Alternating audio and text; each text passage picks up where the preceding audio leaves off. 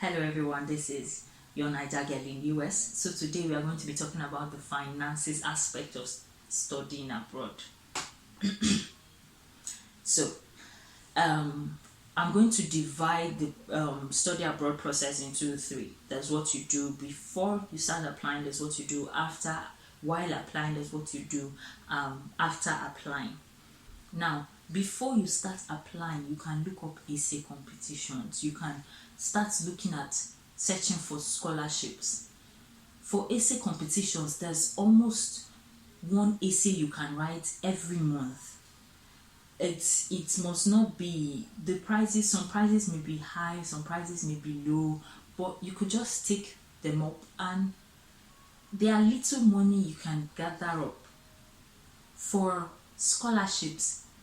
The thing about scholarships is it spans through these three phases. There are some scholarships you can apply even before you apply to schools. There are some scholarships you have to apply for while applying to schools, and there are some scholarships you have to apply only after you have applied to schools and received admission letters. Find out about these scholarships. Google would be your friend. It is not something you can discover in one day. Spend time, sit with your laptop, find out scholarships that are applicable to you, international scholarships that are applicable to you. Write down their application dates and all that. Put them in your calendar so you do not forget. Let's not ignore Nigerian scholarships. They are also equally important. There's NDDC and there's some oil companies also give scholarships. There are also some other scholarships you can find out about. That you can also do by searching Google. You will not find out when it is starting, but you find out information about what they did last year at the time it started last year, and it will give you an idea of when to search for it this year or something. Most of them, it is after you've had your admission letter that you're eligible to apply for these scholarships.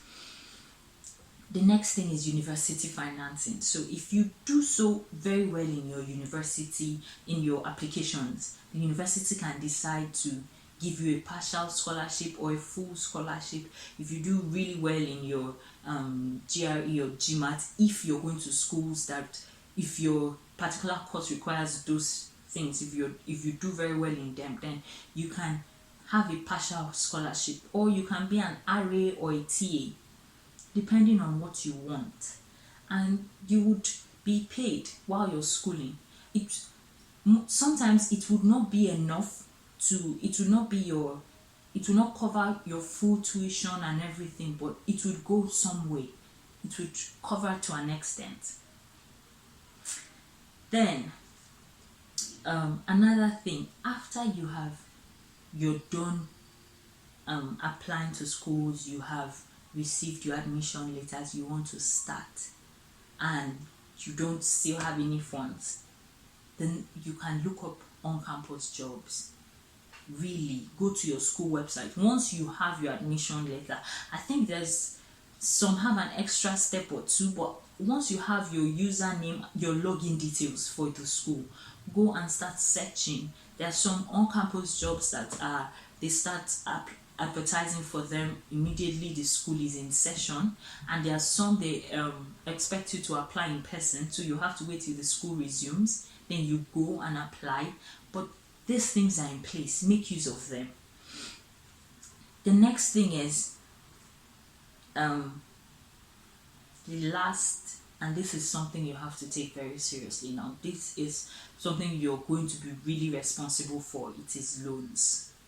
We don't hear of it a lot in school in Nigeria, but there are actually loans you can take up to finance your studies here in America.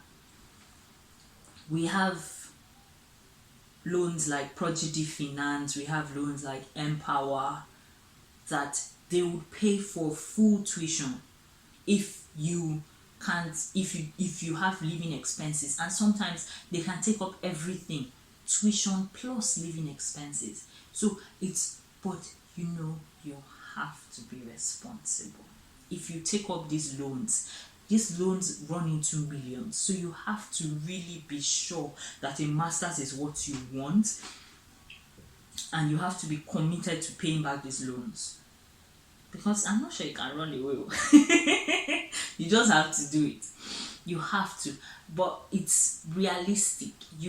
When you're applying for these loans, you can check their interest rate, check how long it will take for you to pay them back.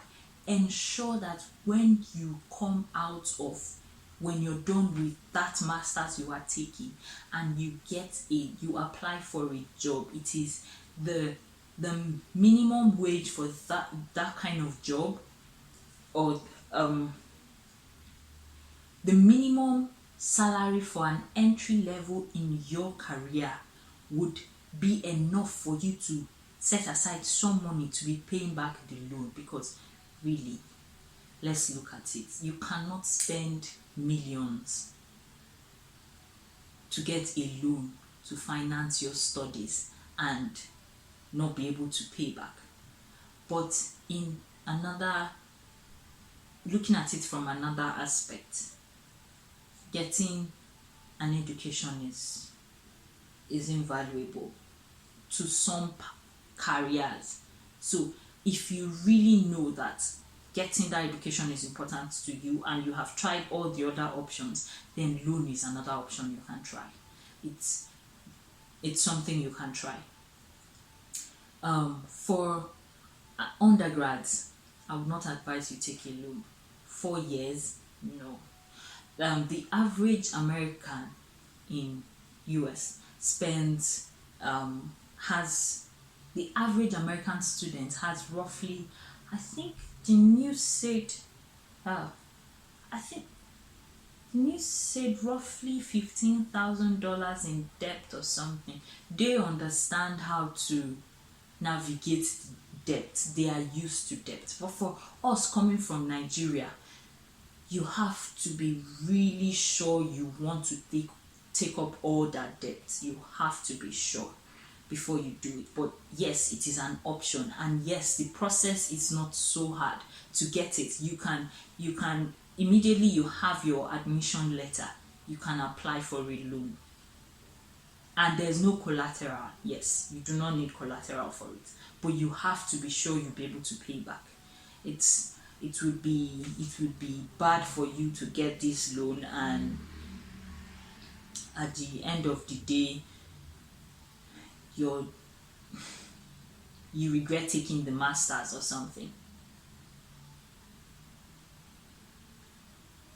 I don't know if I mentioned this earlier, but undergrads don't take loans. School in Nigeria, I have seen, I studied civil engineering as an undergrad. I have seen civil engineering graduates, first degree graduates here, and what they have been taught and what we have been taught is, I've not seen that much of a difference or a difference. The only major difference I have seen is they are more confident, they are more outspoken. So I would prefer you do your first degree in Nigeria. If you do not have the finances, then come over here for a master's or a PhD. And I hope with these few points of mine, you have learned something about financing your education abroad. If you like my video, hit the subscribe button, and if you like my video, hit the thumbs up button, and if you want to keep watching my videos, hit the subscribe button. Thank you. Bye bye.